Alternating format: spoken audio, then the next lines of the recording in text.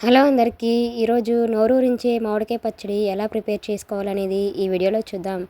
ముందుగా మామిడికాయని తీసుకొని దాన్ని వాటర్లో వేసుకొని దాన్ని శుభ్రంగా వాష్ చేసుకొని ఇలా మామిడికాయకున్న రెండు వైపులా ఉన్న అంచులు కట్ చేసుకొని ఈ మామిడికాయని ఒక క్లాత్లో వేసుకొని శుభ్రంగా తుడుచుకొని ఈ మామిడికాయని ఒక బౌల్లో వేసుకొని ఉంచుకోవాలి.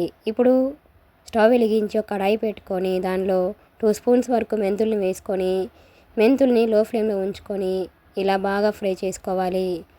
ఈ వీడియో కనుక మీకు నచ్చినట్లయితే ఒక లైక్ కొట్టండి. ఈ మెంతులు ఇలా బాగా ఫ్రై చేసుకొని కలర్ చేంజ్ అయ్యేంత వరకు వీటిని లో ఫ్లేమ్లో ఉంచుకొని ఫ్రై చేసుకోవాలి.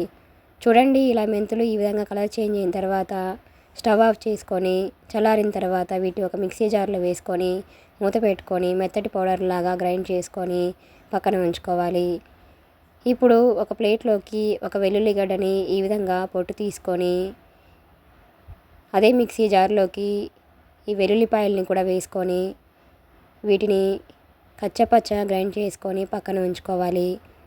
ఇప్పుడు అదే కడాయిలో 4 to 5 టేబుల్ స్పూన్స్ వరకు ఆయిల్ వేసుకొని ఆయిల్ బాగా హీట్ అయిన తర్వాత దీనిలో ఒక ఎండుమిర్చి అలాగే 2 స్పూన్స్ వరకు పోపు దినుసులు అలాగే 1 స్పూన్ జీలకర్ర కూడా వేసుకొని వీటన్నింటినీ దూరగా వచ్చేంత వరకు బాగా ఫ్రై చేసుకోవాలి.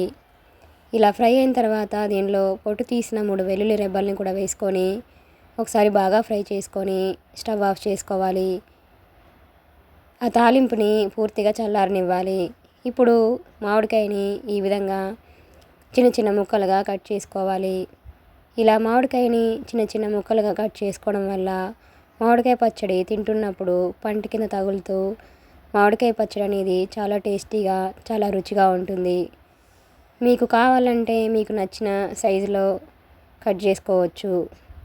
ఇలా మామిడికాయని పూర్తిగా ఇలా చిన్న చిన్న ముక్కలుగా కట్ చేసుకున్న తర్వాత వీటిలో ముందుగా తాలింపు పెట్టి ఉంచుకున్న ఆయిల్ని కొద్దిగా వేసుకొని ఒకసారి బాగా మిక్సింగ్ చేసుకొని దానిలో ముందుగా గ్రైండ్ చేసి ఉంచుకున్న వెల్లుల్లి పేస్ట్ని కూడా వేసుకొని ఒకసారి బాగా కలుపుకొని అలాగే 1 స్పూన్ వరకు మెంతిపిండి కూడా వేసుకొని వీటన్నింటినీ బాగా మిక్సింగ్ చేసుకోవాలి.